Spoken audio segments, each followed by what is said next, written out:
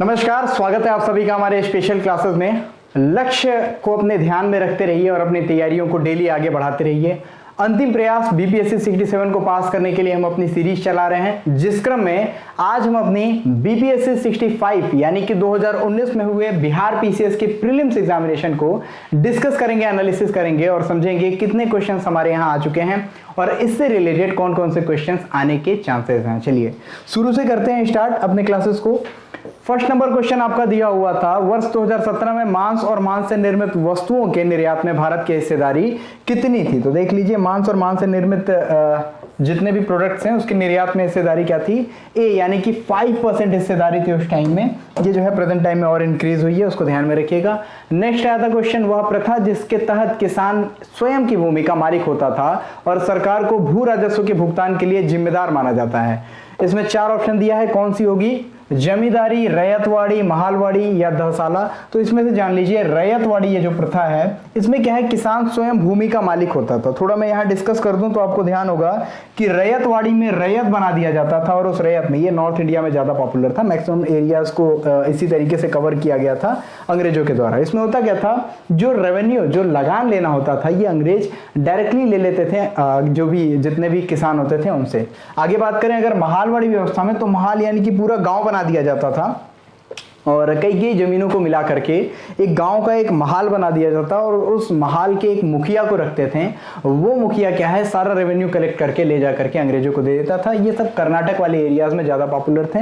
आपको याद होगा हेमू, फिर उसके बाद से टीपू सुल्तान, ये सारी चीजों के लिए ही यहाँ पे विरोध करते देखे जाते हैं। तो ये सब कुछ आपने देखा होगा। जमींदारी प्रथा नॉर्थ इंडिया में, उत्तर प्रदेश वाले एरिया जो कि उस समय यूनाइटेड प्रोविंस के नाम से जाना जाता था, यहाँ पे ज्यादा पॉपुलर था। इसके बारे में तो आप लोग पूरी तरीके से जानते होंगे। एंड कुछ लॉ स्टूडेंट भी एग्जामिनेशन दे रहे होंगे, तो जमींदारी उन्मूलन 1955, उसमें आप लोगों ने पढ़ा होगा इसके बारे में और बेहतर तरीके से, होता क्या है और कैसे इसको एबॉलिश किया गया था। नेक्स्ट क्वेश्चन आपके सामने थर्ड नंबर, वित्तीय वर्ष 2018-19। देखिए ये करंट से रिलेटेड था उस समय के।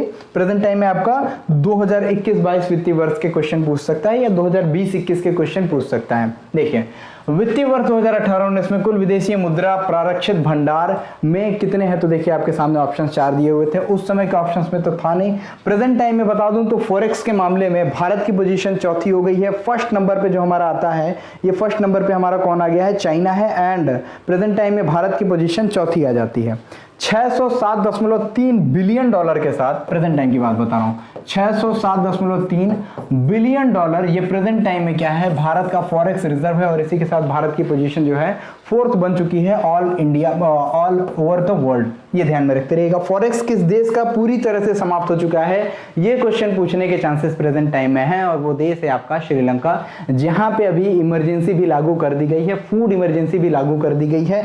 जैसे कि आपने 64वीं पीसीएस में देखा था, बीपीएससी में क्वेश्चन देखा था। ये क्वेश्चन क्या है, किस देश में 2 साल के बाद आपातकाल हटाया गया था, ये था टर्की। और प्रेजेंट टाइम में टर्की ने बैन कर दिए हैं रशिया से आने वाले जितने भी प्लेन्स हैं उन सभी को, ताकि वो मर्सनरीज यानी किराए के सैनिकों को ईरान से ये जो सीरिया से उठा करके ले जाकर के यूक्रेन में लड़ा रहे थे, ये सारी चीजें ना हो पाए। तो ये सब कुछ आपके एग्जामिनेशन का पार्ट बन सकता है, रिलेट करके आप लोग जानते रहें ताकि आपकी तैयारियां बेहतर से बेहतरीन होती रहें।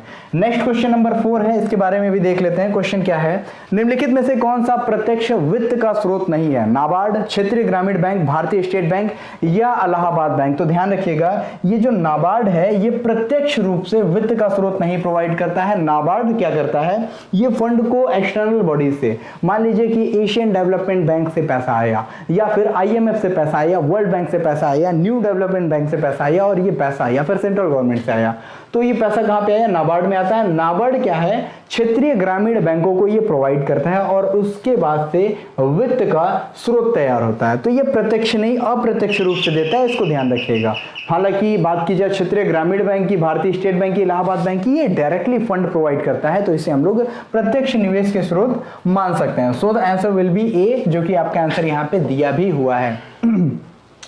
पांचों क्वेश्चन बड़ा सिंपल सा है। क्वेश्चन क्या है, ईपीसीजी का पूर्ण रूप क्या है? बड़ा सिंपल सा, सी यानी कि एक्सपोर्ट प्रमोशन कैपिटल गुड्स से रिलेटेड है, जो कि इसका आंसर हो जाएगा। छठवां क्वेश्चन, प्रधानमंत्री श्रम योगी मानधन योजना में प्रत्येक ग्राहक को 60 वर्ष की आयु प्राप्त करने के बाद न्यूनतम अनुमानित पेंशन प्रति माह कितनी प्राप्त होगी? वन लाइनर क्वेश्चन है, बड़ा सिंपल सा, एक आर्टिकल आया था उससे रिलेटेड था उस समय के।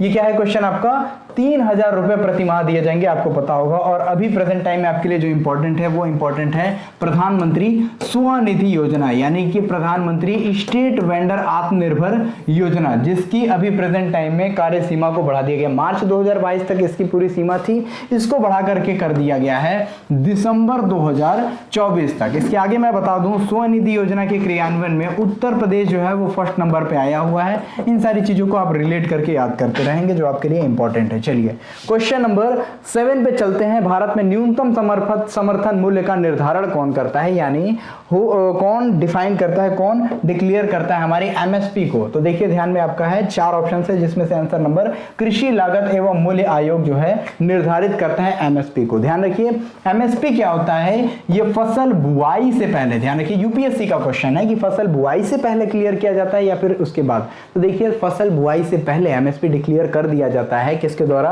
कृषि लागत एवं मूल्य आयोग के द्वारा, ताकि किसानों की अगर फसल खराब भी होती है तो भी उनका कम से कम न्यूनतम मूल्य मिल जाए। अगर बहुत ही ज्यादा मतलब डिमांड सप्लाई बहुत ज्यादा आ जाती है तो भी उनको न्यूनतम मूल्य कुछ दिया जा सके। एक चीज ध्यान रखिएगा, गन्ने के लिए एमएसपी नहीं होती है, गन्ने के लिए होती है एफआरपी।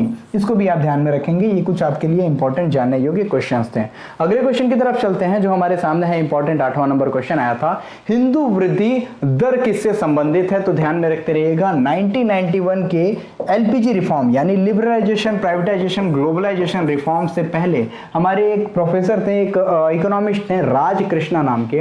राज कृष्णा जी ने बताया कि 3.5% पर ईयर के अकॉर्डिंग जो है 1950 से लेकर के 1980 तक की ग्रोथ रेट है हिंदू कम्युनिटी की। और इसी को रिलेट करके बता दिया कि बिल्कुल यही कम्युनिटी, इसको एक ताज्जुब बोल सकते हैं, इसको एक इंसिडेंट बोल सकते हैं। क्या है ये कोइंसिडेंस बोल सकते हैं कि जीडीपी की रेट जो थी, ग्रोथ रेट उस समय इंडिया की, वो भी बिल्कुल 3.5% थी, रेंज रही थी 1.5% से 3.5, बहुत ही धीरे बढ़ रही थी। जैसे हिंदुओं की ग्रोथ रेट बढ़ रही थी वैसे उसकी भी ग्रोथ रेट बढ़ रही थी अपने जीडीपी यानी ग्रॉस डोमेस्टिक प्रोडक्ट्स की। तो इसी पे इन्होंने एक तंज कसते हुए या फिर इसी तरीके से रिलेट करके इन्होंने बोला था कि हिंदू वृद्धि दर, और ये टर्म पॉपुलर हो गया था जो कि रिलेटेड है बी यानी कि जीडीपी से। इसको आप रिलेट करके याद करते रहेंगे किसने दिया था, तो ये सब कुछ भी मैंने आपको बता दिया है। क्वेश्चन है, बिहार में कृषि कुंभ मेला 2019 कहां पे आयोजित हुआ? 4 ऑप्शन आपके सामने है and the answer is Motihari में आयोजित हुआ था। ये करंट का क्वेश्चन है 2018। और करंट के लिए मैं चाहूंगा कि आप लोग जो डेली करंट की हमारी सीरीज चलती है उससे डेली जुड़े रहें, ताकि मैक्सिमम चीजें आप कनेक्ट कर पाए, बहुत ही इंपॉर्टेंट चीजों को। बाकी सारी चीजें तो बिहार के लिए स्पेशल हम लोगों ने पढ़ा दिया था। मैगजीन एक बार सारे क्वेश्चन को देखिए, सभी आपके लिए तैयार हो जाएगा। देखिए क्वेश्चन आपका है, नीति आयोग के स्वास्थ्य सूचकांक 2019 के अनुसार बिहार राज्य का स्कोर क्या है? तो बिहार राज्य का स्कोर क्या है? 32.11% उस समय का स्कोर था, इसको ध्यान में रखते रहिएगा। नीति आयोग का फुल फॉर्म आपसे 64वीं बीपीएससी में पूछा था, यानी इस बार भी नीति आयोग से पूछने के क्वेश्चन आपके ज्यादा हैं। National institution for transforming India is the full form of NITI Aayog, 1 जनवरी 2015 से स्टार्ट होती है। इसके अलावा योजना आयोग के जगह इसको लेकर के आया गया, और आखिरी पंचवर्षीय योजना जो हमारी थी ये थी हमारी 12वीं पंचवर्षीय योजना, जिसमें टारगेट रखा गया था ग्रोथ रेट का 8.2% और जो कि हासिल भी किया गया था। आगे आपको बताता चलूं नीति आयोग के बारे में, तो नीति आयोग के प्रेजेंट टाइम में जो अध्यक्ष होते हैं वो कौन होते हैं? ये तो हमारे प्रधानमंत्री यानी प्राइम मिनिस्टर होते हैं। एक और चीज आपको बताता चलूं कि अगर नीति आयोग के उपाध्यक्ष आपसे पूछ दिया जाए नीति आयोग के उपाध्यक्ष के बारे में, तो नीति आयोग के उपाध्यक्ष पहले पूछ ले अरविंद कुमार पनगड़िया, दूसरे जो इनके उपाध्यक्ष थे ये थे राजीव कुमार, और तीसरे जो थे वो है सुमन के बेरी। अभी हाल ही में अपॉइंटमेंट हुआ 1 मई को। ओके, हालांकि ये नहीं पूछेगा अभी प्रेजेंट टाइम में कौन है, पहले आपसे पूछ सकता है, राजीव कुमार भी पूछ सकता है। आगे एक और चीज आपसे बताता चलूं कि सीईओ ऑफ नीति आयोग है हमारे प्रेजेंट टाइम में अमिताभ कांत, जो आपके लिए इंपॉर्टेंट है। नेक्स्ट क्वेश्चन आ गया लंदन में इंडिया हाउस के संस्थापक कौन थे? तो बड़ा सिंपल सा वन लाइनर क्वेश्चन है, एनसीईआरटी से डायरेक्ट पिक किया क्वेश्चन। आंसर नंबर ए यानी श्याम जी कृष्ण वर्मा, जो कि थे उस टाइम में इंडिया हाउस के संस्थापक। ये क्या बाहर से एक्सटर्नली लीड करते थे हमारे जितने भी फ्रीडम फाइटर्स होते थे उनको। आगे आ जाते हैं अपने नेक्स्ट क्वेश्चन नंबर 12 पे। व्यक्तिगत सत्याग्रह आंदोलन की या के सत्याग्रही कौन थी या थे? और आंसर में हो जाएगा आपका विनोबा भावे जो थे, ये व्यक्तिगत सत्याग्रह को लेकर के आगे बढ़ते थे। हमारे आयोग ने भी ऐसा ही आंसर दिया है और आप भी इसी को मान करके चलेंगे। अगला क्वेश्चन है भारतीय राष्ट्रीय कांग्रेस की प्रथम महिला अध्यक्ष कौन थी? बड़ा सिंपल सा, भारतीय राष्ट्रीय कांग्रेस जिसकी स्थापना की गई थी एलन ऑक्टेवियन ह्यूम यानी कि एओ ह्यूम के द्वारा, और इसकी पहली महिला अध्यक्ष थी हमारी प्रेजेंट टाइम में, क्या प्रेजेंट नहीं मतलब उस टाइम में थी, श्रीमती एनी बेसेंट। और अगर बात करें भारतीय पहली महिला कौन थी, तो ये सरोजिनी नायडू थी। इसको भी रिलेट करके आप याद करते रहेंगे, कुछ भी पूछ सकता है। ये सारी चीजें आप इंपॉर्टेंट चीजों को मार्क करते हुए चलेंगे। B is the right answer. उस समय के हिसाब से ध्यान रखें। भागलपुर में नमक सत्याग्रह का नेतृत्व किसने किया था? One liner from NCERT, directly कुछ ऑथेंटिक बुक्स में भी दिया हुआ है, आप इसको अपनी हमारी मैगजीन्स में भी देख सकते हैं। स्पेक्ट्रम में भी ये सारी चीजें आपको आसानी से मिल जाती हैं, तो देख लेते हैं। ये भागलपुर में नमक सत्याग्रह का नेतृत्व किसने किया था? आपके सामने चार option, option is the B यानी महादेवलाल सराफ, ध्यान में रखेंगे। नेक्स्ट क्वेश्चन की तरफ हम मूव करते हैं।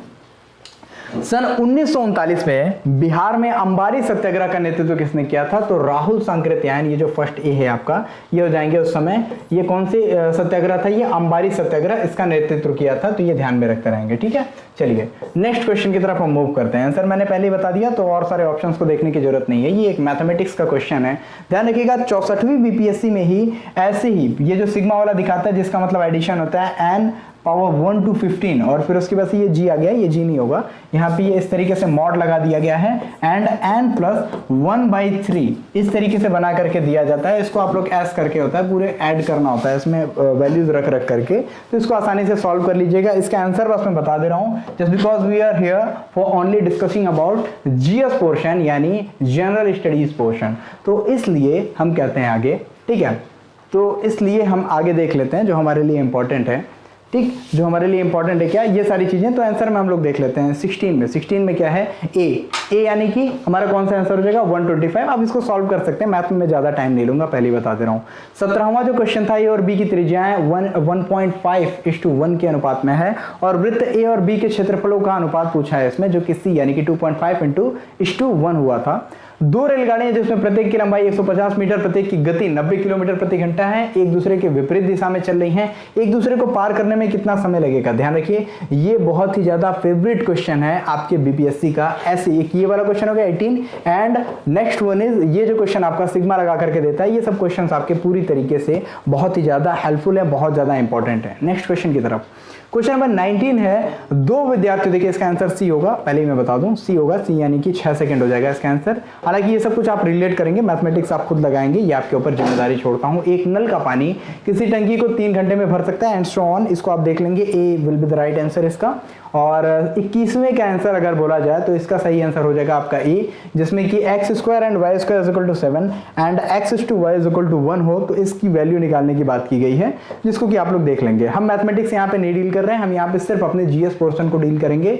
सो इन 10 क्वेश्चंस को देखिए, सीसेट तो होता नहीं है आपके बीपीएससी में, सीसेट नहीं होता है। सीसेट का मतलब तो सिविल सर्विसेज एप्टीट्यूड टेस्ट होता है, बट नॉर्मली अगर देखा जाए तो मैथमेटिक्स का जो पोर्शन होता है, यूपीएससी यूपीपीसीएस अलग से इसके लिए एग्जाम कंडक्ट करते हैं, मतलब अलग पेपर निकालते हैं। इसमें मेन पेपर में ही क्या होता है, मतलब जो पेपर आता है प्रीलिम्स का, उसी में 10 क्वेश्चन दे दिए जाते हैं, तो इसको आप लोग सॉल्व करना ना भूलिएगा। ओके, इसको हम लोग थोड़ा स्किप करेंगे मैथमेटिक्स को, और इसके आगे वाले जो चीजें हैं उसको हम लोग देखेंगे। हालांकि आपके लिए बता दूं, ये जो द्विघात समीकरण एक्सेट्रा होते हैं, ये सारे क्वेश्चंस अक्सर इससे पूछते हैं। एंड नेक्स्ट इज जो आपके क्वेश्चंस अक्सर सीरीज से आते हैं, श्रेणी से, ये क्वेश्चंस भी अक्सर आपसे आते हैं। समांतर श्रेणी, गुणात्मक श्रेणी, अर्थमेटिक प्रोग्रेशन, एंड जो आपका नेक्स्ट आता है, ये सारी चीजें आप रिलेट करके थोड़ा देख लेंगे तो आपके लिए तैयारी हो जाएगी, क्योंकि 1-2 दिन में इसकी तैयारी नहीं हो सकती, ये आपकी प्रीवियस तैयारियों को ही निचोड़ करके आगे लाने पे शुरू होता है। 26वां क्वेश्चन है, हड्डियों की पढ़ाई विज्ञान की किस शाखा के अंतर्गत होती है? जियोलॉजी तो होती नहीं है भाई, जियोलॉजी बिल्कुल नहीं होती। और ऑप्शंस क्या दिए हुए हैं? सेरोलॉजी भी नहीं, ओरोलॉजी भी नहीं, ऑस्टियोलॉजी होती है, यानी D will be the right answer. हड्डियों की पढ़ाई को ऑस्टियोलॉजी बोलते हैं, सिंपल सा वन लाइनर फॉर्मेट में। निम्नलिखित में से किसकी कोशिका में कोई एंजाइम नहीं होता? तो ध्यान रखिए, बहुत सारे लोग गलत करके आए थे कि विषाणु में, ध्यान रखिए विषाणुओं में भी एंजाइम होता है, हो जाएगा E will be the right answer. Lichen, विषाणु, जीवाणु, शैवाल सब में एंजाइम होता है, तो ई हो जाएगा इसका आंसर। मनुष्य के शरीर के किस अंग में लिम्फोसाइट का निर्माण होता है? बड़ा सिंपल सा वन लाइनर है, अस्थि मज्जा में होता है हमारे लिम्फोसाइट, जिसको हम बोन मैरो कहते हैं, यहीं पे लिम्फोसाइट डेवलप होता है। आगे चलते हैं हम अपने एनसीईआरटी से था, डायरेक्ट क्वेश्चन है, निम्नलिखित में से किस हार्मोन में आयोडीन मिली होती है? Simple one liner, thyroxine. इससे आपको ये पता चला इसमें कुछ भी बहुत सारी चीजें रिलेट करने की जरूरत नहीं है। वन लाइनर फॉर्मेट में जैसे हमने 64वीं बीपीएससी को देखा था, बिल्कुल उसी तरीके से हमारी 65वीं बीपीएससी में भी वन लाइनर फॉर्मेट में क्वेश्चन दिए गए हैं, यानी फैक्ट्स बहुत ही ज्यादा इंपॉर्टेंट है, ये ध्यान रखेंगे। देखिए एड्स के बारे में बताया है, किसके कारण होता है? तो नॉर्मल सी बात है, विषाणु यानी वायरस के कारण होता है। एक्वायर्ड इम्यूनो डिफिशियंसी सिंड्रोम, जिसका वायरस होता है ह्यूमन इन्फ्लुएंजा वायरस, ये ध्यान में रखते रहेंगे। तो वायरसेस के बारे में आप पूरी तरीके से याद रखिए। ये क्वेश्चन रिपीटेड है, 64वीं बीपीएससी में भी पूछा गया था, आगे भी ये क्वेश्चंस रिपीट होते चले जाते हैं, तो इसको ध्यान में रखेंगे। सूर्य का प्रकाश पृथ्वी में पहुंचता है, देखिए आंसर आपका सी हो जाएगा 8 मिनट में, बट इसकी डीप स्टडी करें, माइक्रो एनालिसिस करें तो 8 मिनट, नॉर्मली हम देखते हैं या तो 8.5 मिनट कोई कहता है, एग्जैक्टली जाए तो 8 मिनट 16.6 सेकंड लगते हैं टोटल एग्जैक्टली टाइम, जो कि पृथ्वी पे सूर्य का प्रकाश पहुंचने में लगता है समय। तो इसको आप लोग ध्यान में रखते रहिएगा, 8 मिनट लगभग है, नियर अबाउट है। और बीपीएससी अक्सर ऐसे क्वेश्चन पूछता है पॉइंट वाली चीजों को स्किप करके, तो हाँ आप गलती करके मत चले आना, सर ये तो 8.5 होता है, मैंने 8 ही देखा था, तो ये कैसे आयोग ने सही कर दिया? तो कर दिया, ऐसे ही करता है आयोग। आगे 32वां क्वेश्चन है, निम्नलिखित में से कौन सी अदिश राशि है? स्केलर क्वांटिटीज पूछ रहा है आपसे, बल, दाब, वेग या त्वरण। एकदम वन लाइनर है। दाब जो होता है ये बिल्कुल अदिश राशि होती है, किस दिशा में दाब होती है ये नहीं पता होता, बल्कि बल की दिशा होती है, वेग की दिशा होती है, त्वरण की भी दिशा होती है। सिंपल सा क्वेश्चन 33वां, दाब का मात्रक है, एक लाइन में जान लीजिए, किलोग्राम प्रति सेंटीमीटर स्क्वायर होता है, वर्ग सेंटीमीटर लिखा हुआ है, वन लाइनर है, बड़ी आसानी से आप आंसर करेंगे। क्वेश्चन नेक्स्ट की तरफ हम मूव करते हैं, जो कि क्वेश्चन है आपका 34, किस राशि का मात्रक ही नहीं है? तो ध्यान रखिए, सी तुरंत आ जाएगा, विकृति का कोई मात्रक नहीं होता है। आपका प्रतिबल का मात्रक होता है, बल का ही मात्रक प्रतिबल का ही होता है, दाब का भी मात्रक होता है, प्रेशर वही जो होता है उसमें भी मात्रक होता है, बट जब हम विकृति को देखेंगे तो विकृति का कोई मात्रक नहीं होता है, ये कंडीशन होती है। देखिए 35वां, वायु में ध्वनि की तरंग होती है, तो वायु में ध्वनि की तरंग अनुदैर्घ्य तरंग होती है। मैंने पहले भी आपको बताया था, जब भी तरंग की बात हम लोग करते हैं तो तरंग दो तरह की होती है, एक होती है अनुप्रस्थ तरंग, एक होती है अनुदैर्घ्य तरंग। और अनुदैर्घ्य तरंग में क्या होता है? संपीड़न और विरलन। अनुप्रस्थ तरंग में क्या होती है? श्रृंग और गर्त, जब भी ध्वनि की चाल को हम देखते हैं। फाइनली पहले ही बता दूं मैं पहले कि जब भी वायु में ध्वनि की चाल की बात करें तो ये कैसा चलता है? ये चलता है आपका अनुदैर्घ्य तरंगों में, यानी कि संपीड़न और विरलन में। ठीक है, आगे चलते हैं क्वेश्चन नंबर आपके 36 की तरफ, जो कि 50 डिग्री सेल्सियस का मान फ़ारेनहाइट स्केल में पूछा है। तो फ़ारेनहाइट स्केल में बड़ी सिंपल से हम लोग निकाल लेते हैं। एक आपका ये जो कंप्लीट होता है क्या 50 डिग्री सेल्सियस है, और इंटू 9/5 कर लेते हैं एंड प्लस 32 कर लेते हैं। ये आपको पता होगा डिग्री सेल्सियस को हम फ़ारेनहाइट में कैसे बदलते हैं, सिंपल सा है। जियोग्राफी सॉरी ये फिजिक्स में भी निकालते हो आप लोग। 5 10 5 हो जाएगा 50 एंड 10 9 90, 90 प्लस 30 यानी कि 122 डिग्री फ़ारेनहाइट, इसको आसानी से निकाल सकते हैं। एक और चीज़ बता दूं, ये क्वेश्चन कई बार का रिपीटेड है, और इस फॉर्मूले में अगर फ़ारेनहाइट को आपको डिग्री सेल्सियस में ऐसे होता है, ये फ़ारेनहाइट है, ये आपका हो गया डिग्री सेल्सियस इंटू 9/5, 9/5 को 1.8 भी लिख देते हैं, ठीक है, प्लस ये 32 हो जाता है। इसी का अगर ऑपोजिट दे दिया, अगर आपसे बोल दिया डिग्री सेल्सियस है फ़ारेनहाइट में बदलो, तो फिर क्या करोगे आप? तो डिग्री सेल्सियस को यही रहने दो भाई साहब, तुरंत बना लेना, तुरंत बना लेना। फ़ारेनहाइट को यहाँ रखो, तुरंत इससे मल्टीप्लाई कर दो आप 5 का, तुरंत डिवाइड कर दो आप 9 का, और माइनस कर दो आप 32, आ जाएगा आपका डिग्री सेल्सियस टू फ़ारेनहाइट अगर बदलना है तो। कन्वर्टिंग का सिंपल सा मेथड है, 2 मिनट में आंसर आएगा, और तुरंत आंसर आप करते भी चले जाएंगे, बड़े ही सिंपल तरीके से। फॉर्मूला याद रखना।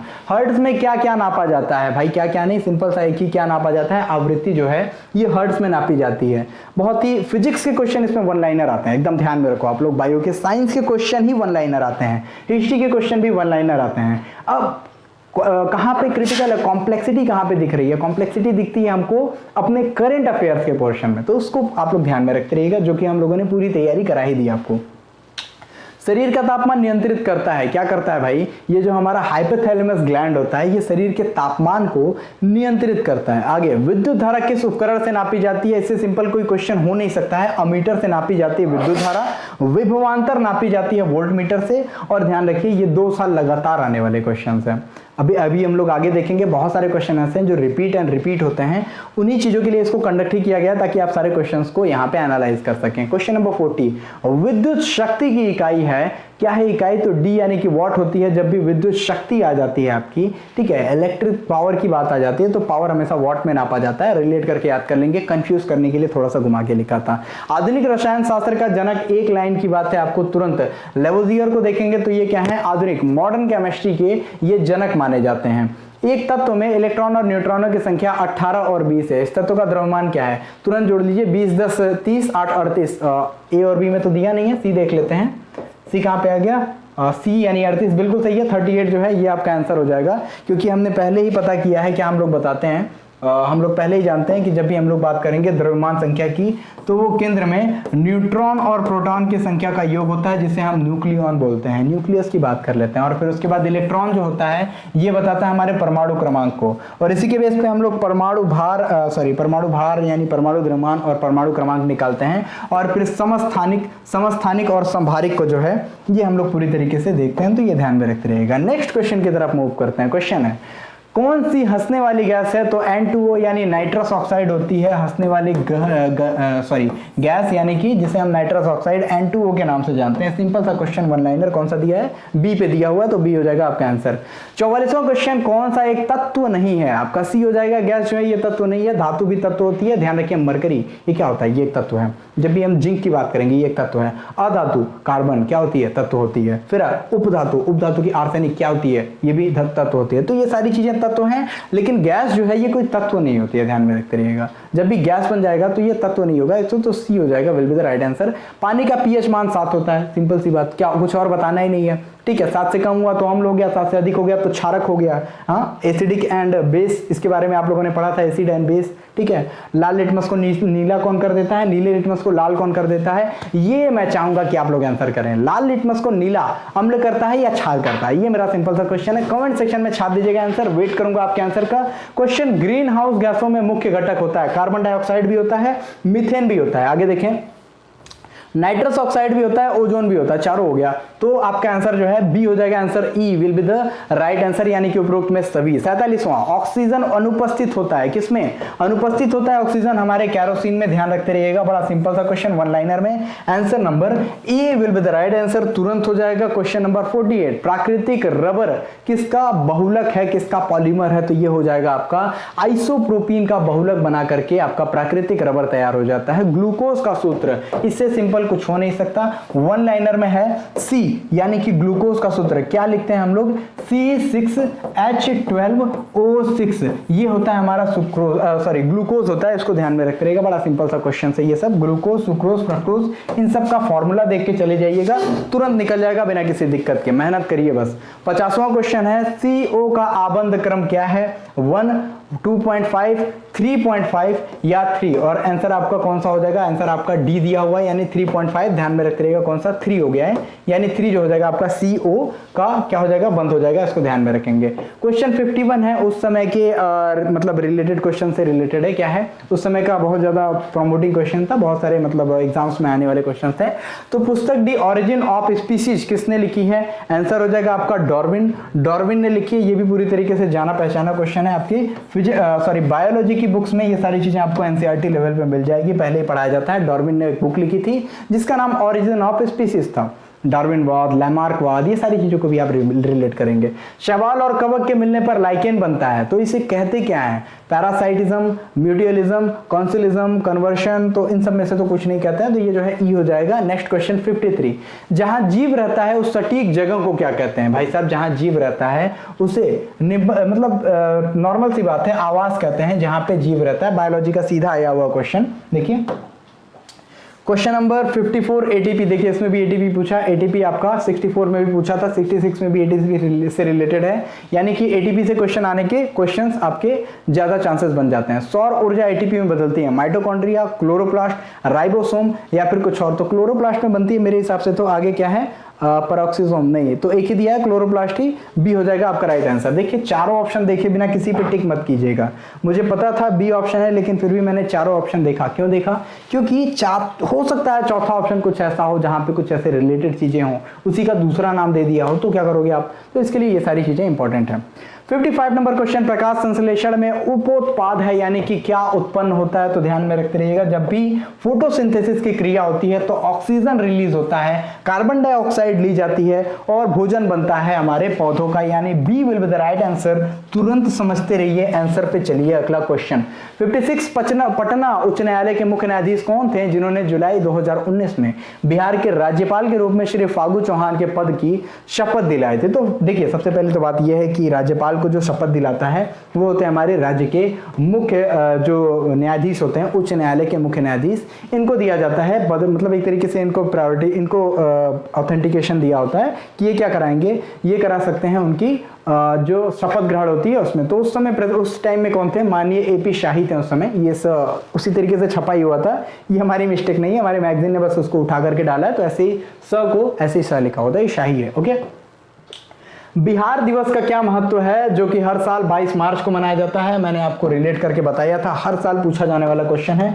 22 मार्च एक्चुअली क्या है, 1912 में बिहार और उड़ीसा को, उड़ीसा नहीं लिखा है इसमें, बंगाल प्रेसिडेंसी से अलग किया जाता है और उसी को याद करने के लिए 1912 में मनाया जाता है बिहार दिवस। 1912 को याद करने के लिए 22 मार्च का दिन जो है मनाया जाता है बिहार दिवस के रूप में। हालांकि 1936 में जो है बिहार एक स्वतंत्र राज्य के रूप में बन करके सामने आया था।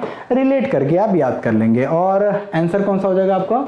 आंसर सी है, वही जो मैंने बताया आपको। 58वां क्वेश्चन, किस राज्य को केंद्र सरकार के द्वारा विशेष श्रेणी का दर्जा यानी स्पेशल जो श्रेणी, स्पेशल क्लास स्टेटस, ये कभी प्रदान नहीं किया गया था? तो देखिए सिक्किम को तो प्रदान किया गया, हिमाचल प्रदेश को भी प्रदान किया गया था, जम्मू और कश्मीर को तो प्रदान किया ही गया है, बट बिहार को आज तक नहीं प्रदान किया गया है कभी। अभी ये कोशिश में थे, कई बार इन्होंने कहा कि बिहार को भी स्पेशल स्टेटस देना चाहिए, बट अभी तक केंद्र इस पर कोई भी कान पे जू नहीं रेंग रही है, तो आप समझ सकते हैं A will be the right answer. 59, Kashmir घाटी के अंतिम मुस्लिम शासक यूसुफ शाह चक, जिन्होंने मुगल सम्राट अकबर के द्वारा बिहार में निर्वासित किया गया था, ये कहां पे दफन है? तो डी यानी कि नालंदा में ये दफन है। थोड़ा कंट्रोवर्शियल क्वेश्चन था, बट इसका जो ऑथेंटिक आंसर आया इसी को मान के चलते हैं, नालंदा में जो दफन है इसको ध्यान में रखेंगे। क्वेश्चन नंबर 60 है, जुलाई 2019 बिहार के महापाषाणिक स्थान, इंग्लिश वाले ध्यान रखते रहिए, इसको मेगालिथिक साइट के रूप में हम लोग जानते हैं। इससे पहले प्रलेखन के लिए विशेषज्ञों ने निम्नलिखित में से किस जिले का दौरा किया था? यानी कि 4 ऑप्शन है आपके सामने, पटना, कैमूर, मधुबनी या बांका। और एक बात मैं आपको बता दूं, ये जो आप लोग देख रहे हैं आंसर क्या है, कैमूर दिया हुआ है। देखिए कैमूर का तो इन्होंने पूरी तरीके से भ्रमण नहीं किया था, कैमूर हिल्स का इन्होंने, कैमूर जो है कैमूर हिल्स का इन्होंने जो दौरा किया था। और कैमूर हिल्स कहाँ पे है? तो ये रोहतास में है। तो आंसर तो रोहतास होना चाहिए, यानी ही होना चाहिए था आंसर, बट इन्होंने कैमूर को ही आंसर ऑथेंटिकेट कर दिया था आयोग ने, तो खैर मान सकते हैं, ऑथेंटिक जो इन लोगों ने दिया था उसी को हम लोग मान के चलते हैं, उसके आगे तो कुछ नहीं। वो उस समय के करंट से रिलेटेड है, करंट को भी हम लोग उस समय के स्किप करेंगे, बहुत इंपॉर्टेंट नहीं है, लेकिन हम लोग देखेंगे, ठीक है। क्वेश्चन नंबर 61 आ जाता है आपका, और क्वेश्चन नंबर 61 को हम लोग यहाँ देखेंगे। क्वेश्चन क्या है, बिहार राज्य पर्यटन विकास निगम की टैगलाइन क्या है? तो टैगलाइन आप लोग साइट पे ओपन करके ही डायरेक्टली देख सकते हैं, और डायरेक्टली आपका 61 नंबर क्वेश्चन का आंसर क्या हो जाएगा? डायरेक्टली सी, यानी कि ब्लिसफुल बिहार, ये था उस समय का टैगलाइन, बिहार राज्य पर्यटन विकास निगम से रिलेटेड। ओके, 62 में प्रधान, देखिए एक चीज मैं बता दूं, यहाँ पे बताता चलूं आपके लिए, करंट से रिलेटेड है ना। आपसे क्वेश्चन पूछेगा क्या?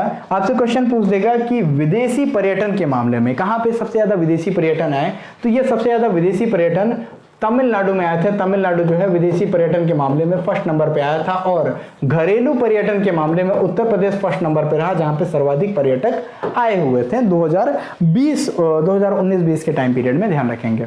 62 नंबर क्वेश्चन है, पीएम मोदी ने हाल ही में मंडल बांध परियोजना की नींव किस नदी पर बनाने के लिए रखी थी? तो ध्यान रखिए, कोसी, बूढ़ी गंडक, फल्गु, उत्तरी कोयल, तो ये डी है, यानी उत्तरी कोयल पर इन्होंने क्या है, नींव रखी थी मंडल बांध परियोजना की। अभी मैंने आपको पढ़ाया था जम्मू कश्मीर में भी क्वार जल विद्युत परियोजना की नींव रखी गई है, किस नदी पे है? तो ये चिनाब नदी पे है, रिलेट कर लीजिएगा करंट से। अगला क्वेश्चन हाल ही में अबू धाबी में आयोजित इस्लामिक सहयोग संगठन जिसे ओआईसी यानी ऑर्गेनाइजेशन ऑफ इस्लामिक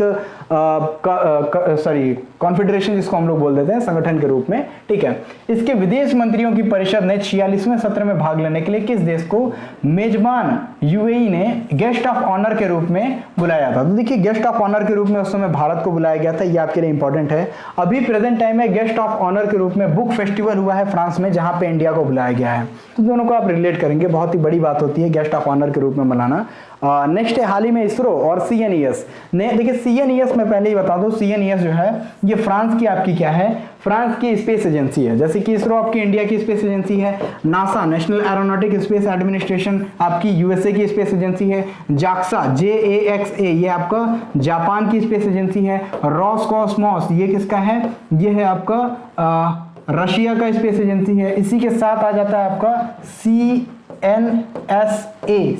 जब आ जाता है आपका, तो ये आ जाता है आपका चाइना की स्पेस एजेंसी, और इसी के साथ और सारे स्पेस एजेंसीज को भी हम लोग देख सकते हैं, जैसे ESA आता है यूरोपियन स्पेस एजेंसीज। तो इस तरीके से आप रिलेट करके याद कर सकते हैं। CNES की बात की गई, इसने देखिए इसरो ने और CNES ने एक संयुक्त समुद्री निगरानी प्रणाली स्थापित करने के लिए एक समझौता पर हस्ताक्षर किया है, यानी MOU साइन किया है। पूछा है CNES किस देश की अंतरिक्ष एजेंसी है, पहले ही मैंने बता दिया, ये फ्रांस यानी कि C will be the right answer, इसकी जो स्पेस एजेंसी है। अगला क्वेश्चन 65, पराग्वे की राजधानी कौन सी है जहां भारत के उपराष्ट्रपति ने मार्च 2019 में दौरा किया था। तो देखिए असंशियन जो है ये कैपिटल ऑफ पराग्वे है, ध्यान रखते रहिएगा। ये हमारी जो नॉर्थ अमेरिका कॉन्टिनेंट आती है, यहाँ पे उरुग्वे और पराग्वे आपको मिल जाएंगे बड़ी आसानी से, इसको आप ध्यान में रख सकते हैं, याद कर सकते हैं। हाल ही में संयुक्त राष्ट्र पर्यावरण सभा का चौथा यानी यूनाइटेड नेशन इन्वायरमेंट एसोसिएशन जो है असेंबली, A फॉर असेंबली 4 कहाँ पे आयोजित किया गया, तो उस समय इसको नैरोबी, केन्या के नैरोबी में आयोजित किया गया था, इसको ध्यान रखते रहेंगे। केन्या में ही अभी हाल ही में चाइना अपना लामू पोर्ट को डेवलप कर रहा है, उनका लामू पोर्ट डेवलप करेगा एंड डेप्थ ट्रैप पॉलिसी के तहत इसको बोला जा रहा है कि उसको ले भी सकता है, तो आगे देखेंगे। खैर 67 क्वेश्चन, सरकार द्वारा भारतीय संकलित भाषा शब्दकोश के किस संस्करण का विमोचन हाल ही में किया गया। तो देखिए अभी हाल ही में इसका पहला संस्करण लॉन्च किया गया था। 68 मनोहर पर्रिकर की जगह हाल ही में उनकी मृत्यु पर गोवा के मुख्यमंत्री के रूप में किसने जगह ली, प्रमोद सावंत बने हैं हमारे प्रेजेंट टाइम में गोवा के मुख्यमंत्री। 2018 के लिए अंतर्राष्ट्रीय गांधी शांति पुरस्कार के विजेता कौन है, तो उस समय के थे यूही ससाकावा, जो उस टाइम में क्या है अंतर्राष्ट्रीय गांधी शांति पुरस्कार के प्राप्तकर्ता थे। 17वां है विश्व में पहला ऊंट अस्पताल किस शहर में स्थित है, तो विश्व का पहला ऊंट अस्पताल खोला गया था उस समय दुबई में, ध्यान में रखते रहिएगा, उस समय कौन सा, दुबई में खोला गया था। और अभी प्रेजेंट टाइम में आपको बोल दूं कि ऊंटों के लिए स्पेशल होटल कहां पे बनाया गया, तो ये बनाया गया था हमारा प्रेजेंट टाइम में सऊदी अरेबिया में। तो खैर अभी आप दुबई याद रखेंगे, आंसर आपका आई होप डी ही दिया हो, and answer will be D, बिल्कुल सही है, डी ही दिया हुआ है। ओके 71वां Yonex all India open badminton championship 2019 के पुरुष युगल के एकल के विजेता कौन थे। 4 ऑप्शन आपके सामने and the answer number C यानी कि कैटो मोमोटा, ये थे पूरी तरीके से जिनको बोला जाता है पुरुष एकल के विजेता, तो ध्यान में रखते रहेंगे। ऐसे ही हम लोगों ने अभी देखा था जो हमारा अभी हाल ही में टेनिस का टूर्नामेंट हुआ था, इसमें जिसमें हम लोगों ने बोला था राफेल नडाल को बोला गया था। राफेल नडाल क्या है, जिनको कि पुरुष एकल में बैडमिंटन के लिए खिताब दिया गया था, और महिला एकल में खिताब किसको दिया गया, महिला एकल में एश्ले बार्टी को यह पुरस्कार दिया गया था। तो ये रिलेट करके आप ध्यान में रख सकते हैं, टेनिस से रिलेटेड था। 72 नंबर क्वेश्चन है 5 राइनोसेरेडी के राष्ट्र, राइनो मतलब होता है आपका गेंडा, ओके। तो राइनोसेरेडी के राष्ट्र जिन्होंने एक घोषणा पत्र the new Delhi declaration on Asian rhinos 2019 पर हस्ताक्षर किए हैं, भारत, नेपाल, मलेशिया या इंडोनेशिया। तो और 5वां कौन सा देश है इसके बारे में पूछा गया। तो 5वां देश आप ध्यान में रखते रहिएगा, भूटान है, जिसने कि राइनोसेरेडी के राष्ट्रों के रूप में एक घोषणा पत्र को हस्ताक्षर करके सामने रखा था 2019 में। Question number 73 sir Don Bradman के बाद टेस्ट प्रारूप में 25 शतक बनाने वाले दूसरे सबसे तेज बल्लेबाज कौन से हैं। 4 ऑप्शन विराट कोहली, महिला Jayewardene, Kane Williams, Steve Smith and the answer is Steve Smith. ध्यान में रखते रहिएगा, अभी प्रेजेंट टाइम में महिला जयवर्धने क्या है, प्रेजेंट टाइम में अपने संन्यास ले चुके हैं, तो ये सब कुछ आप रिलेट करके याद रखेंगे। हालांकि क्रिकेट के बारे में हम लोगों ने अपना स्पोर्ट का स्पेशल वीडियो बना दिया था, तो उसमें आप लोग चीज़ों को रिलेट करके ध्यान रख लेंगे, क्या क्या इंपॉर्टेंट है सब कुछ। देखिए अब आ गया नॉन अलायंस मूवमेंट यानी कि गुट निरपेक्ष आंदोलन, नेहरू की इनिशिएटिव में स्टार्ट किया हुआ। इसके समन्वय ब्यूरो की मंत्री स्तरीय बैठक कहां पे हुई थी? 4 ऑप्शन आपके सामने, Venezuela, Azerbaijan, Serbia, Ethiopia and the answer is Venezuela. ध्यान में रखते रहिएगा, वेनेजुएला ऐसा देश है जहां पे सबसे अधिक मात्रा में पेट्रोलियम पाया जाता है, लेकिन उत्पादक के रूप में 2018-19 में देखा जाए तो अमेरिका था। प्रेजेंट टाइम में उत्पादक सबसे बड़ा बनकर के सऊदी अरेबिया सामने आया है, तो ध्यान में रख सकते हैं। जस्ट बिकॉज ट्रंप के बाद अमेरिका के जो बाइडेन सरकार ने उत्पादन पे बहुत ही ज्यादा रोक लगा दिया था। अगला क्वेश्चन, सैयद अकबरुद्दीन के पहले संयुक्त राष्ट्र में भारत का स्थायी प्रतिनिधि कौन था? तो देखिए ऐसे क्वेश्चंस भी अक्सर पूछे जाते हैं, तो ऐसे क्वेश्चंस आपसे पूछें तो सिंपल सा क्वेश्चन का आंसर है अशोक कुमार मुखर्जी थे अकबरुद्दीन से पहले यूनाइटेड नेशन में भारत के स्थायी रूप पे रिप्रेजेंटेटर। अगला क्वेश्चन है 76। देखिए यूएन के बारे में आपको थोड़ी सी चीजें बताता चलूं।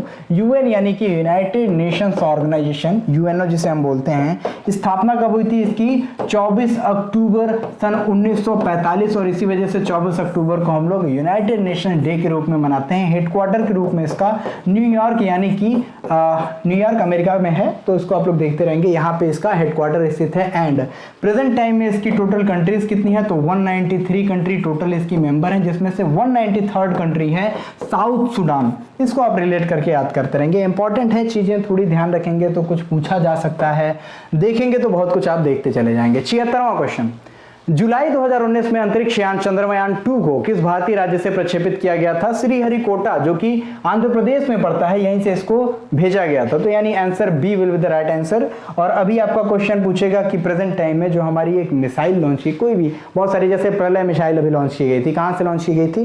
तो ये आप आंसर कर देंगे ओडिशा का जो व्हीलर द्वीप है, जिसका नाम एपीजे अब्दुल कलाम द्वीप कर दिया गया है, यहां से इसको छोड़ा गया था, तो इसको ध्यान में रखते रहेंगे। अगला क्वेश्चन, थेरेसा मे के बाद ब्रिटेन प्रधानमंत्री बनने की दौड़ में कंजर्वेटिव पार्टी में पहले दौर के मतदान के बाद प्रतियोगिता में अंतिम 7 में से इनमें से कौन शामिल नहीं था? 4 ऑप्शन आपके सामने, Boris Johnson, Matthew Hancock, Rory Stewart, mark Harper. ये इंटरनेशनल यूज है, पूरी तरीके से प्योर इंटरनेशनल यूज है, आपको कंफ्यूज करने के लिए था।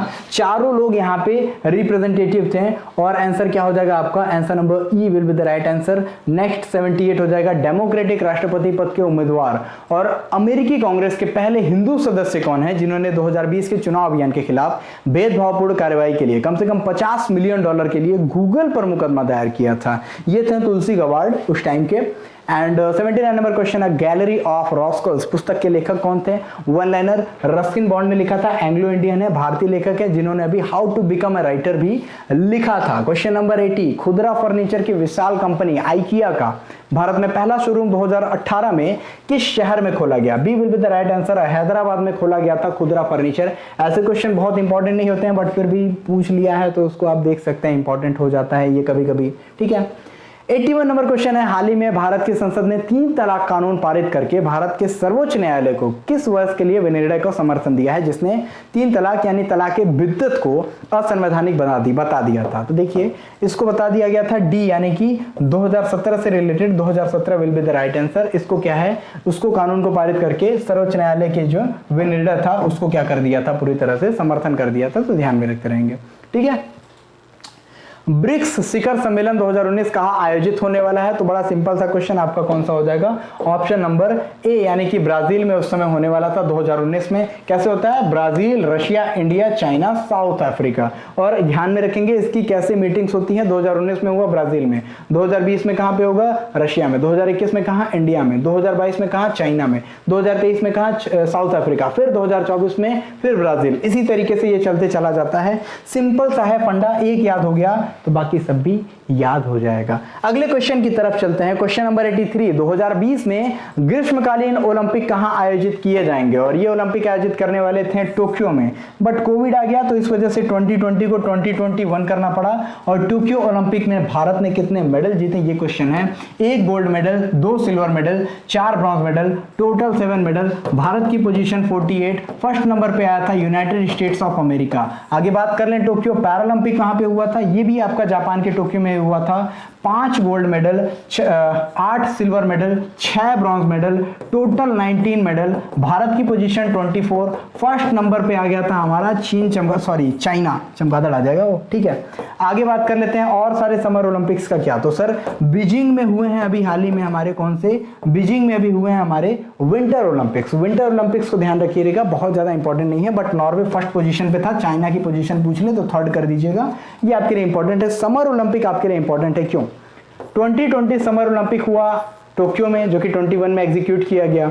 इसकी वजह से तो जो प्रेजेंट टाइम में योशिहिडे सुगा थे उनको हटा दिया गया था उनके पद से, और फिर उसके बाद से फुमियो किशिदा बना दिए गए क्या, जापान के नए प्राइम मिनिस्टर, ठीक है। पेरिस फ्रांस में होने वाला है 2024 का हमारा समर ओलंपिक, और इसके बाद 2028 का समर ओलंपिक होगा जो कि लॉस एंजल्स में होगा, और फिर उसके बाद 2032 के ओलंपिक के लिए नाम दिया गया है ब्रिस्बेन ऑस्ट्रेलिया का, एंड 2036 के भी नाम की घोषणा हो गई है भारत के अहमदाबाद के मोटेरा स्टेडियम, जिसका नाम अब नरेंद्र मोदी स्टेडियम कर दिया गया है, यहाँ पे आयोजित किया जाएगा। चलिए नेक्स्ट क्वेश्चन की तरफ मूव करते हैं। यूनेस्को ने 2019 के उत्सव को रासायनिक तत्वों की आवर्त सारणी के अंतरराष्ट्रीय वर्ष के रूप में कितने साल पूरा होने का जश्न मनाया? 100 साल, 150 साल, 75 साल या 50 साल? और आंसर की बात करें तो आंसर यानी कि बी यानी कि 75 साल, या ध्यान में रखें, सॉरी 150 साल यानी कि पूरी 2019 में जो है रासायनिक तत्वों को आवर्त सारणी में जो रखा गया था, आवर्त सारणी के रूप में उसको जो है रख दिया था, तो ध्यान में रखते रहेंगे। यूनेस्को का मतलब क्या होता है? United nation educational, social and cultural organisation, इसको कहते हैं यूनेस्को। यूनेस्को की बात की जाए तो प्रेजेंट टाइम में 40 वर्ल्ड हेरिटेज साइट में शामिल किया गया है, भारत की 40 वर्ल्ड हेरिटेज साइट को शामिल किया गया है, जिसमें से 39वां था हमारा तेलंगाना का रामप्पा टेम्पल, एंड 40वां हमारा अभी शामिल हुआ है कौन सा टेम्पल, ये है हमारा धौलावीरा, जो कि गुजरात से रिलेटेड है। अभी यूनेस्को की क्रिएटिव सिटीज की लिस्ट में शामिल किया गया है श्रीनगर को, ध्यान में रखते रहेंगे। अगले क्वेश्चन की तरफ मूव करते हैं। क्वेश्चन है, मुकुंद पद्मनाभ के बाद समाचार पत्र द हिंदू के संपादक कौन बने थे? आंसर नंबर सी यानी कि सुरेश नामबद्ध जो थे उस समय के अगले जो इनके प्रकाशक थे हो गए थे। 86 नंबर क्वेश्चन है, बड़ा सिंपल सा। आधुनिक बिहार का निर्माता किसे माना जाता है? सच्चिदानंद सिन्हा यहाँ पे दिया गया, हालांकि कहीं जगह विष्णु देवव्रत इस तरीके से नाम आता है, एक श्री मतलब ऐसे करके कुछ नाम था, वो नामे आते हैं, लेकिन बट सच्चिदानंद सिन्हा को माना जाता है मेनली, जो कि आपके 64 बीपीएससी में भी इसका क्वेश्चन का आंसर यही दिया गया था। रिपीटेड क्वेश्चन है तो इस वजह से सच्चिदानंद सिन्हा जो है इनको हम मान लेंगे डायरेक्टली आंसर, और ये वही सच्चिदानंद सिन्हा है जो हमारे संवैधानिक सभा के पहले अस्थायी सदस्य चुने गए थे, और इसके बाद स्थायी सदस्य हमारे डॉक्टर राजेंद्र प्रसाद चुने गए थे। नेक्स्ट है, बिहार प्रांतीय किसान सभा का गठन किसने किया था? Swami Sahajanand Saraswati will be the right answer. ये प्रांतीय किसान सभा का गठन इन्होंने किया था, उसके बाद से बाकी सारे लोग उसमें जुड़ते चले गए थे। 88 क्वेश्चन है, डच ईस्ट इंडिया कंपनी ने किस वर्ष अपनी फैक्ट्री पटना में स्थापित की? तो ये जो है आपका आंसर हो जाएगा आंसर नंबर बी, यानी कि 1632 में डच ईस्ट इंडिया कंपनी ने अपनी फैक्ट्री स्थापित की थी। कुछ बता दूं आपको तो सबसे पहले भारत में आए थे पोर्तुगीज यानी कि पुर्तगाली, उसके बाद आए थे हमारे जो नीदरलैंड के व्यापारी थे जिन्हें डच कहा जाता है, इसके बाद आए थे हमारे ब्रिटिशर्स, और उसके बाद आ जाते हैं हमारे डेनिश यानी डेनमार्क के, सबसे अंतिम में आते हैं फ्रांसीसी यानी कि फ्रांस के लोग। नेक्स्ट क्वेश्चन, बिहार में स्वराज दल का गठन किसके द्वारा किया गया था? श्री कृष्ण जी के द्वारा किया गया था स्वराज दल का गठन। वन लाइनर क्वेश्चन है, बड़े सिंपल से। अपने शिलालेखों में अशोक सामान्यतः किस नाम से जाने जाते हैं? देखिए ई इसका आंसर दिया गया था, बट आंसर इसका प्रियदर्शी होना चाहिए, क्योंकि इनके शिलालेखों में प्रियदर्शी नाम से इन्होंने अपने शिलालेखों को लिखा है, और प्रियदर्शी का मतलब प्रियदर्शी होता है, तो आप लोग बी ही मान करके चले ऑथेंटिक सोर्स के अकॉर्डिंग। चलिए नेक्स्ट क्वेश्चन की तरफ मूव करते हैं। इनमें से कौन गुप्त काल में औषधि के क्षेत्र में अपने कार्य के लिए जाने जाते हैं? सिंपल सा है, सुश्रुत यानी कि A will be the right answer. 92वां नंबर क्वेश्चन आ जाता है, निम्नलिखित में से प्राचीन भारत की कौन सी लिपि दाहिने से बाएं की ओर लिखी जाती है? खरोष्टी लिपि है, यही दाहिने से बाएं की ओर लिखी जाती थी, बाकी शारदा, नंदनागिरी, ब्राह्मी ये सब बाएं से दाएं की ओर लिखी जाती थी। तो ये आप लोग रिलेट कर लेंगे बड़ी आसानी से, ये तो आंसर आप कर सकते हैं। तो ये सब सिंपल क्वेश्चन है, सी यानी कि आपका खरोष्टी ही है। नेक्स्ट 93 नंबर क्वेश्चन है, कौन सा बंदरगाह गुप्त काल में उत्तर भारतीय व्यापार के लिए उपयोग किया गया? ताम्रलिपि बंदरगाह था, जिसको कि बाद में कौन सा यूज किया गया था हमारे व्यापार के लिए गुप्त काल में। मुगल चित्रकला किसके नेतृत्व में अपने शीर्ष बिंदु पर पहुंची थी? तो जहांगीर के टाइम में पहुंची थी ये, सिंपल मिडाइवल का। मध्यकालीन भारत में मनसबदारी व्यवस्था क्यों लागू की गई थी? तो सिंपल सा है, सैनिकों की सुगमता से भर्ती के लिए मनसब बना दिया गया था और उसमें मनसबदार बना दिया गया था और वो क्या करते थे? सैनिकों को लीड करता था। तो ये मनसबदारी प्रथा चलाई गई थी। अष्टप्रधान का गठन सिंपल सा है, अष्टप्रधान का गठन चंद्रगुप्त अशोक हर्षवर्धन ने नहीं किया था। किसने किया था? तो ये चौथे आ जाते हैं हमारे जो शिवाजी ने गठन किया था अष्टप्रधान का। ठीक है, तो ये डी हो जाएगा आपका आंसर। 97, दिल्ली के किस सुल्तान ने सबसे ज्यादा नहरों का निर्माण कराया था? फिरोज शाह तुगलक। एक नंबर का लाइन है, सबसे बड़ी सिंपल सा है, आप जब भी मॉडल मिडाइवल पढ़ते हो उसमें आ जाता है फर्स्ट नंबर पे। बंगाल की खाड़ी में समुद्र डकैती हेतु हुगली का उपयोग कौन करता था? ये करते थे पुर्तगाली, पोर्टुगीज करते थे हुगली का प्रयोग। ठगों का उन्मूलन किसके नेतृत्व में हुआ? तो ये हुआ था कैप्टन स्लीमन के नेतृत्व में। अफगानिस्तान के प्रति आक्रामक नीति किस वायसराय ने अपनाई थी? ऑप्शन देख लेते हैं थोड़ा सा।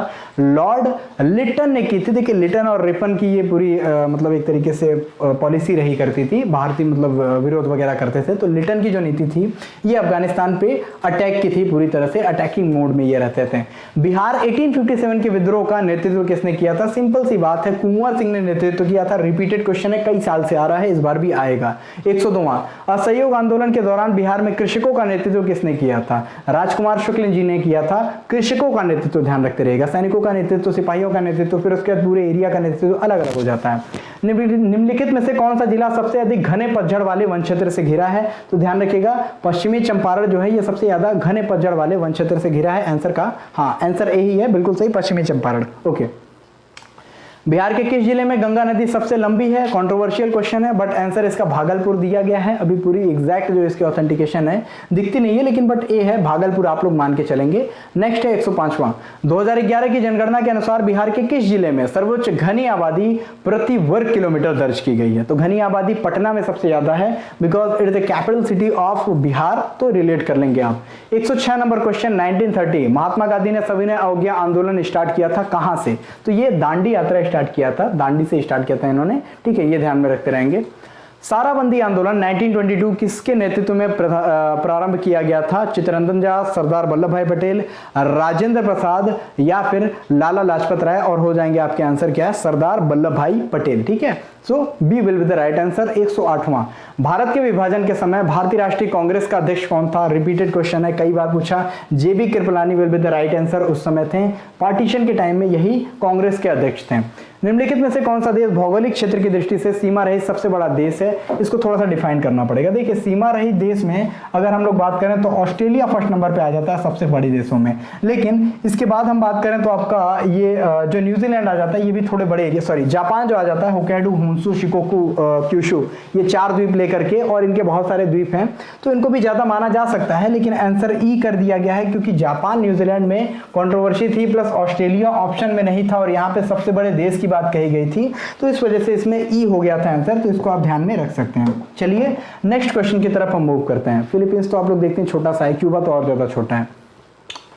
110 है सर्वाधिक उत्तरी दक्षिणी यानी अक्षांशीय लंबाई वाला सीमा वाला देश कौन सा है? देखिए क्वेश्चन थोड़ा सा गड़बड़ कर दिया गया था, क्या है उत्तरी दक्षिणी सीमा की बात कही गई थी और फिर अक्षांशीय लंबाई पूछ दी गई थी। उत्तर से दक्षिण जो रेखा आती है, उत्तर से दक्षिण जो रेखा आती है इसे हम देशांतर रेखा बोलते हैं। पूर्व से पश्चिम जो जाती है इसे हम बोलते हैं अक्षांश रेखा, और अक्षांशीय लंबाई बोल दिया गया। अक्षांशीय लंबाई अगर बात करें तो ये हमारा हो जाएगा कौन सा? ये हमारा रशिया हो जाएगा, रूस। और अगर बात कर लेते हैं हमारी उत्तरी दक्षिणी सीमा में तो आपका ब्राजील हो जाएगा सबसे बड़ा। तो रशिया को यहां पे लिया गया क्योंकि अक्षांशीय ये वाले पोर्शन को ज्यादा अच्छे से पिक किया गया था। हिंदी वर्जन में आई थिंक थोड़ी प्रॉब्लम होगी, आप सही आंसर पे जाइएगा, अपने सेंस को यूज कर लीजिएगा, ठीक है। 111वां नंबर क्वेश्चन है, किस देश में सबसे अधिक संख्या में द्वीप हैं? तो ध्यान रखिए सबसे अधिक संख्या में द्वीप के मामले में इंडोनेशिया भी आ जाता है, अब ये फिलीपींस वगैरह आ जाता है, लेकिन क्यूबा, मालदीव तो बिल्कुल नहीं आने वाले हैं। तो यहाँ पे ई हो जा रहा है आंसर आपका, हालांकि जापान वगैरह ऑप्शन में रहता तो बिल्कुल सही हो जाता, ठीक है। निम्नलिखित में से कौन सा देश विश्व का सबसे अधिक केसर उत्पादन करने वाला देश है? सिंपल सा क्वेश्चन, ईरान है, सबसे ज्यादा केसर उगाता है। अब तो भारत में भी केसर उत्पादन होना शुरू हो गया, सिक्किम में। कौन सा देश विश्व के सबसे अधिक यूरेनियम उत्पादन करने वाला देश है? तो सिंपल सा कजाकिस्तान में सबसे ज्यादा होता है यूरेनियम, और इसी यूरेनियम को यूज किया जाता है बॉम्ब वगैरह बहुत सारी चीजें बनाने में। वेपन ग्रेड यूरेनियम भी इसी से बनते हैं। कन्याकुमारी से सटी पहाड़ियां कौन सी है? अन्नामलाई, नीलगिरी, कार्डेमम पहाड़ियां। देखिए कार्डेमम पहाड़ियां, बस कार्डेमम पहाड़ियां इतना है, काफी है। कन्याकुमारी सटी हुई यही पहाड़ी है आपकी कार्डेमम पहाड़ियां। चौथा क्या है, रोवाय पहाड़ियां, नहीं उसको देखना ही नहीं है, सी हो गया आपका, C will be the right answer. 15वां 115, गंगा नदी घाटी का भाग कौन सी उपनदी है? तो आंसर आपका बी यानी कि उत्तरी कोबल, ये इसकी उपनदी होगी, सहायक नदी जिसे बोलते हैं। किस पहाड़ी पर? चाय बगान नहीं है, कानन देवन बिल्कुल है, नीलगिरी में तो है ही है, दार्जिलिंग में भी है, गिरनार में भी है, ठीक है। तो ये यानी कि आपका जो है उपरोक्त में से एक से अधिक ही हो जाएगा। देखिए नीलगिरी पे तो नहीं है लेकिन दार्जिलिंग और गिरनार पे तो है, इसको ध्यान में रखते रहेंगे, ठीक है। ये हो जाएगा आपका, एक से अधिक हुआ तुरंत देख लेंगे। 17वां, भारत के किस राज्य में सर्वाधिक क्षेत्र पतझड़ वाले जंगलों से घिरा हुआ है? तो देखिए मध्य प्रदेश में सबसे अधिक वन पाए जाते हैं और मध्य प्रदेश में सबसे अधिक पतझड़ वाले पेड़ भी पाए जाते हैं। भारत में 24.4% अभी जो वनाच्छादन यानी कि वनों का जो आवरण है ये देखा गया है। लगभग 25% आप लोग बोल सकते हैं प्रेजेंट टाइम में और बढ़ा हुआ है। 5000 वृक्षों को लगाने की नीति अभी बिहार सरकार के द्वारा घोषणा की गई थी। 10,000 वृक्षों को लगाने की नीति ये उत्तर प्रदेश सरकार के द्वारा घोषणा की गई थी। 2070 तक नेट जीरो करने की घोषणा कर दी गई है नरेंद्र मोदी के द्वारा। कॉन्फ्रेंस ऑफ पार्टीज 26 जो कि स्कॉटलैंड के ग्लासगो में आयोजित की गई थी। 118वां नंबर क्वेश्चन है, निम्नलिखित में से किस देश में प्रवाल भित्ति नहीं पाई जाती? नहीं पाई जाती पूछा है। तो आंसर कैम्बे की खाड़ी में नहीं पाई जाती है, मन्नार की खाड़ी में पाई जाती है, कच्छ की खाड़ी, लक्षद्वीप और मिनिकॉय। देखिए जब आप इंडिया के मैप को देखेंगे, ये हो गया हमारा इंडिया का मैप, और इस मैप को जब आप इस तरीके से आप पूरी बड़ी सिंपल सा बन जाता है तुरंत ही, ठीक है। इस तरीके से आप इंडिया के मैप को देखेंगे, कश्मीर को थोड़ा और बड़ा कर दो, ठीक है, कश्मीर बड़ा है हमारा। तो ये जो पोर्शन है ये है आपका कच्छ की खाड़ी, यहाँ पे पाया जाता है आपका, ठीक है, प्रवाल भित्ति, और यहाँ पे आ जाता है, ये ऐसे घूम करके जाता है। ये जो पोर्शन है इसको हम लोग खंबात की खाड़ी बोलते हैं, खंबात की खाड़ी बोलो या फिर इसे आप लोग कैम्बे की खाड़ी बोल लो, गल्फ ऑफ कैम्बे बोलते हैं। यहाँ पे नहीं पाई जाती है, बल्कि अगर आप इधर देखोगे लक्षद्वीप और मालदीव के पास जो आता है आपका मिनिकॉय द्वीप, यहाँ पे भी पाई जाती है। आगे आपका कच्छ की खाड़ी, मन्नार की खाड़ी, गल्फ ऑफ मन्नार इस वाले पोर्शन में होती है, श्रीलंका के पास में, यहाँ भी पाई जाती है। तो खंबात की खाड़ी ध्यान रखते रहेगा, ये क्वेश्चन रिपीट होने के चांसेस दिख रहे हैं बिकॉज इधर का एरिया थोड़ा पॉपुलर होता जा रहा है। 2011 की जनगणना के अनुसार किस धार्मिक समूह में सर्वाधिक साक्षरता दर प्रतिशत दर्ज की गई है? फर्स्ट नंबर पे हमारे जैन आता है, फर्स्ट नंबर पे जैन आता है, लास्ट पे आपका मुस्लिम कम्युनिटी आ रही है, ठीक है। SC/STs को छोड़ दो अगर तो, ठीक है। निम्नलिखित में से कौन सा वन्य जीव अभयारण्य बिहार के मुंगेर जिले में स्थित है? 1 नंबर भीमबंध जो है ये मुंगेर में स्थित है, ध्यान में। 2011 की जनगणना के अनुसार बिहार के किस जिले में सर्वोच्च लिंगानुपात दर्ज किया गया है? तो देखिए 918 है बिहार का लिंगानुपात, और गोपालगंज में सबसे अधिक दर्ज किया गया है लिंगानुपात। ये आप लोग ध्यान में रख सकते हैं, अभी प्रेजेंट टाइम में सिचुएशन सेम है। तो ठीक है, आंसर नंबर सी होना चाहिए, बी। अच्छा किशनगंज भी है, ठीक है, बी दिया हुआ आंसर। कौन सा? गोपालगंज, हाँ बी ही है गोपालगंज, मैं कंफ्यूज हो गया, कहीं सी तो नहीं है, ठीक है, आंसर सही है, बी है। 122वां है, कौन भूमि रिकॉर्ड अधिकारी होता है? 1 नंबर में लेखपाल लिखा रहा है तो भी कर देंगे, पटवारी बोलते हैं इसको, ठीक है, तो पटवारी भी आप कर देंगे तुरंत आंसर। नेक्स्ट क्वेश्चन आपके सामने, बस कुछ क्वेश्चन बचे आपके, 25 क्वेश्चन और हैं, ठीक है। निम्नलिखित विशेषताओं में से केंद्रीय शासन व्यवस्था के लिए कौन सही नहीं है? आपके सामने 4 ऑप्शन, इसमें से आंसर हो जाएगा लचीलापन सही नहीं है आपके केंद्रीय शासन व्यवस्था के लिए। सेंट्रल में थोड़ा सा रिजिडिटी इंपॉर्टेंट होती है। आगे देखते हैं, समुदाय विकास कार्यक्रम का उद्देश्य क्या है? तो जीवन स्तर को बेहतर बनाना, सिंपल सा क्वेश्चन का आंसर। निम्नलिखित में से जनजाति और राज्य की कौन सी जोड़ी सही नहीं है? तो जोड़ी आप बना लीजिएगा, भील गुजरात, गद्दी हिमाचल प्रदेश, कोटा तमिलनाडु, टोडा केरल में नहीं पाए जाते हैं, तो D will be the right answer. तुरंत 126 को हम लोग देख लेते हैं, आपके लिए ऑप्शन है। क्वेश्चन क्या है? निम्नलिखित में से भारत का औद्योगिक कौन सा जो है औद्योगिक या आर्थिक गलियारा जापान के सहयोग से डेवलप किया जा रहा है? तो देखिए मुंबई से दिल्ली के बीच में एक इकोनॉमिक कॉरिडोर है, डेवलप किया जा रहा है, बुलेट ट्रेन चलाने की बात कही गई है दिल्ली टू मुंबई, और इसका पहला स्टेशन अभी बनके तैयार हो गया है सूरत में, जो कि ताप्ती नदी के किनारे है, गुजरात में पड़ता है। उकाई परियोजना भी सूरत में ही चल रही है। Option number C will be the right answer. Question number 127, कौन सा जिला धारवाड़ भूस्तरीय रचना वाला नहीं है? यह है आपका बी यानी कि रोहतास, जहां पे मैंने बताया था मैंने अभी बताया था आपको मुंगेर हिल्स पे जाकर के, जहां पे अभी सर्वे हुआ था उसके बारे में, ठीक है।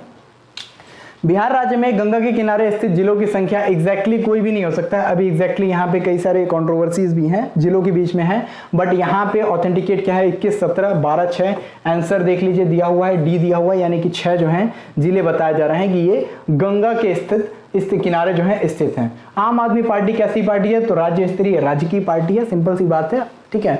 नेक्स्ट है, संवैधानिक उपचारों में किसे पोस्टमार्टम भी कहा जाता है? तो उत्प्रेषण, ये जो रिट होते हैं संवैधानिक उपचारों के अधिकार में 5 तरह के रिट हैं, इसमें उत्प्रेषण जो होता है इसे हम पोस्टमार्टम के रूप में एक तरीके से देख सकते हैं, उत्प्रेषण, ठीक है, C will be the right answer. यानी कि नीचे की कोर्ट को जब एपेक्स कोर्ट की तरफ जब क्या करना पड़ता है, अपने केसेस को मतलब एक तरीके से अपलिफ्ट करना होता है, तो उस समय ऐसा होता है। भारत में मतदान के लिए प्रयोग की जाने वाली वीवीपैट का संस्करण क्या है? तो सी यानी कि M3 हो जाएगा इसका आंसर।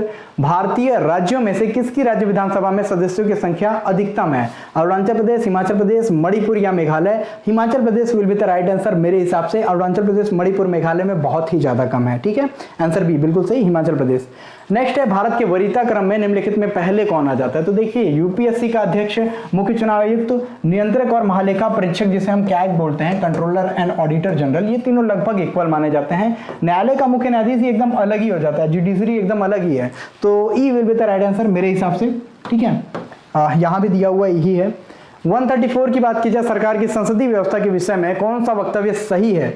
तो देखिए, सारे वक्तव्य लगभग गलत ही दिए हुए हैं, ऐसा होगा। ठीक है, ई इसलिए दे दिया गया है। ठीक है, कौन सा वक्तव्य? विधायिका न्यायपालिका के प्रति जवाबदेह है, ऐसा नहीं है। ठीक है, विधायिका कार्यपालिका के प्रति नहीं, तो इसको आप लोग देख लेंगे बड़ी आसानी से। स्वतंत्र भी नहीं है, थोड़े थोड़े एक दूसरे के ऊपर डिपेंडेंट होते हैं। किसका निर्माण पंचायती राज व्यवस्था के तहत हुआ था? खाप पंचायत, जाति पंचायत, ग्राम पंचायत, जन पंचायत? तो भाई देखिए, ग्राम पंचायत का निर्णय हुआ था, निर्माण हुआ था पंचायती राज व्यवस्था के तहत। 73rd अमेंडमेंट 1993, ये ध्यान में रखते रहिएगा। 11वां शेड्यूल इसमें जोड़ा गया था, 11वीं अनुसूची। रिलेट कर लेंगे, C will be the right answer, बिल्कुल सही। 136, जनगणना 2011 के अनुसार बिहार में बाल लिंगानुपात कितना था? 933। वयस्क मताधिकार वयस्क लिंगानुपात कितना? 918। सर्वाधिक लिंगानुपात गोपालगंज। रिलेट कीजिए। वर्ष 2017-18 के दौरान बिहार में तृतीय क्षेत्र की विकास दर कितनी थी? बी यानी कि 14.6%, ये ध्यान में रखते रहिएगा। वर्ष 2017-18 में मौजूदा कीमतों पर बिहार राज्य का सकल घरेलू उत्पाद यानी SGDP कितना था? GSDP ये कितना था? तो ये आपका जो है 4,87,628 करोड़ हो गया था।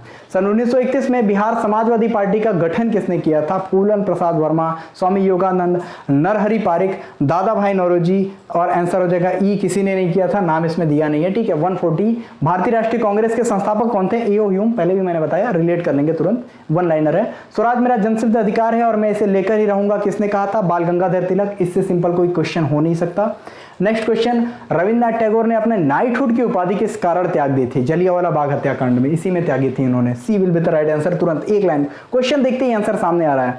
छठी पंचवर्षीय योजना के दौरान निम्नलिखित में से कौन सा कार्यक्रम शुरू किया गया था? देखिए, इसमें तो आपको देखना पड़ेगा, क्योंकि छठी पंचवर्षीय योजना में आपका जो है एकीकृत ग्रामीण विकास कहा गया था। फर्स्ट में क्या है? कृषि पे ध्यान दिया गया था, हैराल्ड डोमर मॉडल। सेकंड क्या था? जवाहरलाल नेहरू और नेहरू महालनोबिस मॉडल जिसे बोलते हैं, उद्योगों पे ध्यान दिया गया था। तो ऐसे करके आप रिलेट करके ध्यान रखते रहेंगे। ठीक है, 144 अंत्योदय कार्यक्रम सर्वप्रथम किस राज्य में शुरू किया गया था? राजस्थान हो जाएगा इसका आंसर। डी दिया भी है आपका।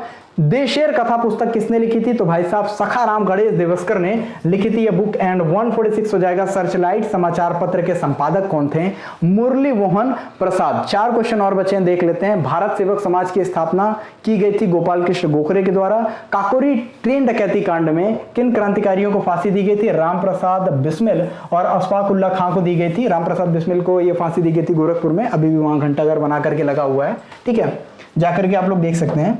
तो काकोरी कांड ध्यान रखेंगे, याद रखेंगे। 149 इंडिया फॉर इंडियंस किताब किसने लिखी? तो CR दास ने लिखी थी ये बुक। एंड सत्य शोधक समाज की स्थापना किसने की थी? Jyotiba Phule will be the right answer. Thank you so much. Classes के लिए पूरी तरीके से एनालिसिस हम लोगों ने कर लिया है अपने 65 BPSC जो कि 2019 में आपके सामने आई थी।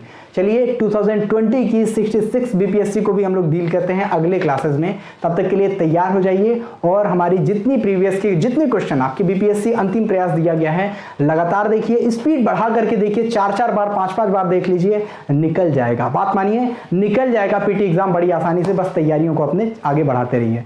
तब तक के लिए जय हिंद, भारत माता की जय।